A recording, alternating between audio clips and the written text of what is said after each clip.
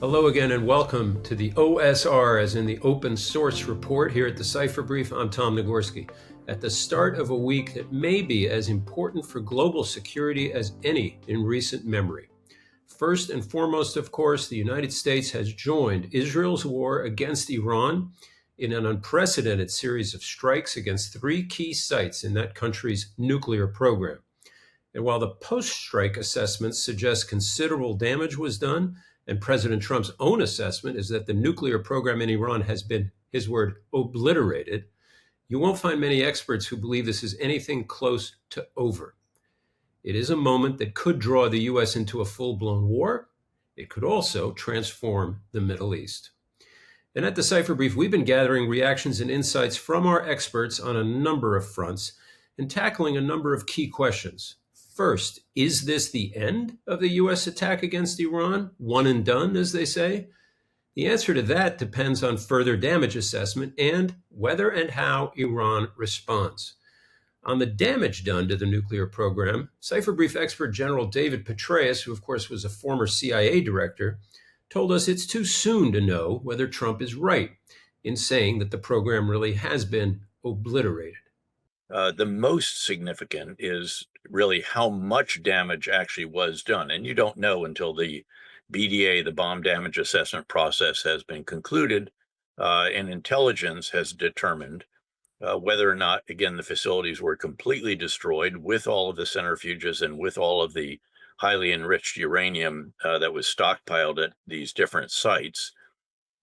Did some of it get moved in the days before? Did some of the centrifuges as well as the HEU get displaced? Is there a hidden site? There's been rumors about that, as you know, I'm sure. And so really, how much of the nuclear enterprise is left at this point? The next big question, what will Iran do next? After the bombs were dropped on Sunday morning, President Trump had a basic message for Tehran: come to the negotiating table or else. He said Iran, the bully of the Middle East, must now make peace. If they do not, future attacks will be far greater and a lot easier. So, of course, what Iran does next is critical. Its leaders are saying that a red line has been crossed, and they are vowing revenge.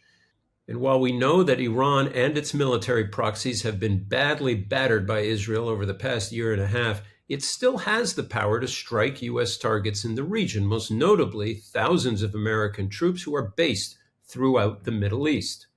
One thing is clear: any successful Iranian strike against the U.S., against any American targets, would draw a major U.S. response. And in that scenario, we may well be headed to a full-on war. But as our experts at the Cipher Brief are stressing, Iran has other options when it comes to retaliation: terrorist attacks, cyber attacks, turning perhaps to its Islamic Revolutionary Guard Corps, or IRGC. Cipher Brief expert Ralph Goff weighed in on that. Clearly, the IRGC has some sort of network out there for gray zone operations. And let's not rule out cyber. Let's, got to add cyber to the mix too as a gray zone operation, right? What can the Iranians come after, in the coming days here and weeks to, score some points in the revenge category using cyber, right? So it would be careless to think that they don't have options in the gray zone, right? One other wild card here is the possibility that Iran will seal off the vital Strait of Hormuz, a move that would send global oil prices soaring.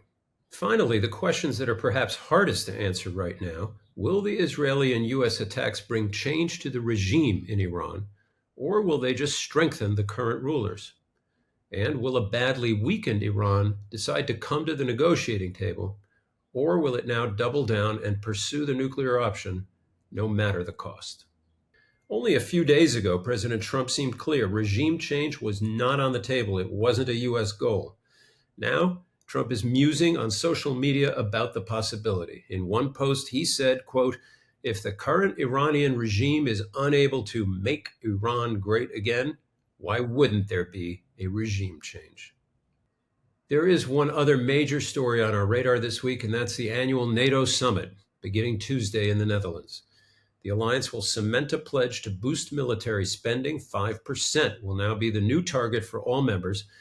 But there are big questions about whether NATO's European members can go it alone in terms of security and defense as the United States pulls back and the threat to Europe from Moscow grows. We talked to several Cipher Brief experts about this as well, among them former U.S. Ambassador to NATO, Doug Lute. Europe is facing a decision point, a crossroads.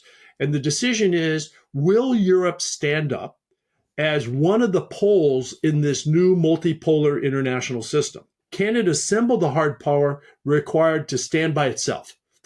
Even though in some instances it will still depend or partner with the United States, Europe has got to create enough hard power to be considered a pole in its own right.